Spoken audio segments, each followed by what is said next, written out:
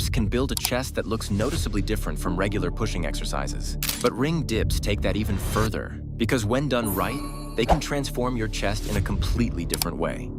While people think it's just a harder variation, the movement itself forces your chest to work in a way regular dips never can. And here's exactly how you can take advantage of that. Ring dips stop being a normal pushing exercise and start becoming an exercise in controlling instability. And that changes the way your chest has to produce force through every rep. What's interesting is that people who become really strong at ring dips often develop a chest that looks more complete, even before they add a ton of overall size. The inner chest stands out more and the lower chest looks way fuller. It's not just because the exercise is harder. A lot of difficult movements don't create that same look. Ring dips do because the rings constantly force your chest to stabilize and produce force through positions that stable bars never demand. Your chest is controlling movement the entire time. That freedom of movement forces your chest and shoulders to stabilize and produce force through the entire rep instead of just pressing vertically. And once you understand this, you start to realize why the physique adaptation from them can look noticeably different from regular dips. The difference starts with the second the rings begin moving. On normal dips, the bars keep everything fixed. Your body follows one clean path, almost like the exercise is guiding you through the rep. But rings don't work like that. The second you start lowering yourself, the movement stops feeling smooth, and your body has to fight to keep everything stable. So as a result, your chest ends up working the entire rep instead of just pushing you up. That's what makes the movement feel so different. It's almost like doing a dip and a fly simultaneously. Instead of your chest only producing force in one direction, it also has to keep your arms connected to your body the entire rep. And when you reach the top, the rings naturally want to open outward, but your chest has to pull everything back in. That extra squeeze is something stable bars can't really recreate. Now, even with ring dips, most people can still mess it up completely. Let's take these two videos as an example. If you look at the left, you will see a guy performing normal ring dips. But if you look at the right video, you'll notice something different. The chest seems way more engaged. One chest looks like it's just moving weight. The other looks like the movement is compressing the chest inward on every rep. The thing is, it's not really a matter of stronger versus weaker. It's about how the tension is being controlled through the rep. Take Daniel Vandal, for example.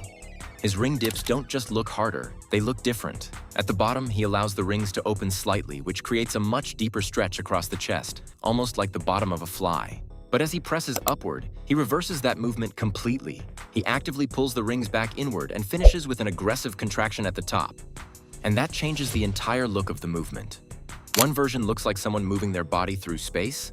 The other looks like the chest is controlling the movement the entire time. That's why people who become extremely good at ring dips often develop a chest that looks denser and more connected even before it looks massive.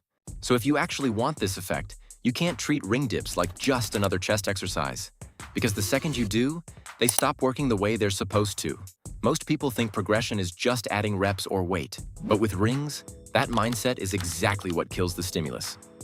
Instead, you start with something almost deceptively simple. 3 to 4 sets of 5 to 8 reps, twice per week. But here's the catch.